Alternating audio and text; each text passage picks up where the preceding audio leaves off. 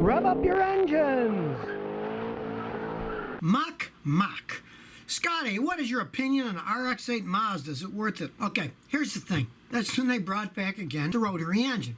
The Wankel rotary engine is a German guy, I think by the name of Wankel. It was an interesting idea. Instead of having pistons that go up and down, they have an internal triangular rotor that spins. The problem is, where the edge of the triangle is, there's three of them, they have apex seals, and those seals almost always go bad. But on top of that, they're generally gas hogs. They're very inefficient engines. They can run on anything. You can run on kerosene, you can even run on perfume probably, but they're very poor at gas mileage. So really, it's not that great of a deal. Now, if you can get one cheap and you want a toy for the weekend and you're going to put a little bit of miles, I got customers do that and they like them. But don't buy one and think you can use it as an everyday driver and not having to put a bunch of money and probably having to rebuild the engine eventually. Green Tree 106 says, Scotty, what's the best first car to buy in the UK, taking into account the low budget and high insurance costs? Is the 2000s VW Polo a good idea? Thanks.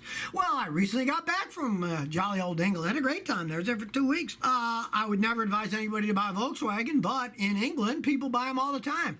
The parts are cheaper, the insurance is cheaper. In England there, that might not be a bad idea. I know it's a smaller country. I went all over the place in it. So, since it's a smaller country, people generally put a lot less miles on the car. If you can get one that's got, 50, 60,000 miles, it can still last quite some time. Surprised me telling somebody to buy a Volkswagen, but in England, a lot of people do, and it can be okay if it's still got low mileage on it. That one gamer says, would an 82 Kawasaki KZ550 be a good first motorcycle? It was my dad's. And first, and fun fact, still has tags that expired back in August 1991. Okay, if you can get it running, yeah, those were bulletproof motorcycles. They weren't slow, but they weren't super fast, so they're a little safer for your first motorcycle. And realize if it's sat that long, you're going to have to boil the carburetors or pay a mechanic to do it. Take the carburetors off, and they're going to have to be boiled and cleaner after you strip them to get all the residue off inside. Or with something like that, believe it or not, sometimes it's cheaper just to go to like eBay or something. And there's guys that already have fully rebuilt carburetors for those, and they'll sell them to you for $300 or $400 already set up, and you can just bolt it on and drive away. Magic Johnson says, Scotty, is this true? If the catalytic converter is bad, will the post-catalytic converter oxygen sensor mirror the pre-cat oxygen sensor?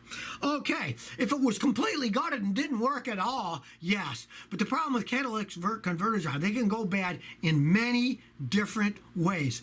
If they clog up and they don't flow and do much of anything, the back one might be completely dead. The back oxygen sensor might not have any activity at all. So there's lots of ways that they can go bad. That's the problem with doing electrical analysis. When I do really complex stuff on cars that have serious electric problems, you got to know so much, because you look at an oscilloscope and freeze frame of the data. There sometimes can be 10 reasons that an oscilloscope for a certain sensor can go in a certain way.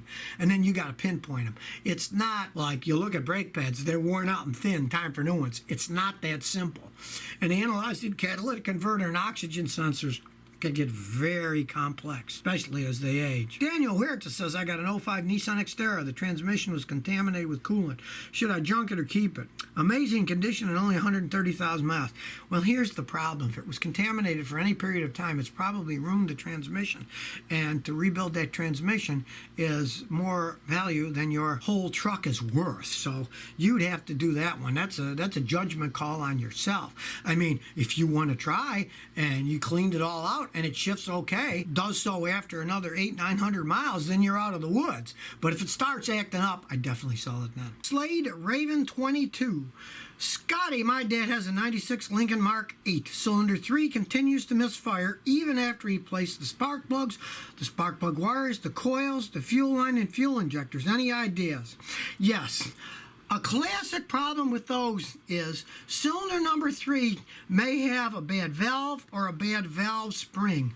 What happens is, let's say you drive it around slow, just drive it around in town, reset the computer, and if that code doesn't come back driving at 30, 40 miles an hour, then take it on a highway and drive fast. And if you find after you drive fast that misfire comes back, that's often a worn valve spring. When they're going real fast, then they'll start to misfire because the valve springs wear out. That's a common problem with those engines as they age. So check it exactly like I said. Take it on a highway. If that misfire shows up then, odds are the valve spring's on number 3, and really you'd have to rebuild the heads in that case. You can just change one spring, you'd have to rebuild all heads and the valves and everything. So if you never want to miss another one of my new car repair videos, remember to ring that bell.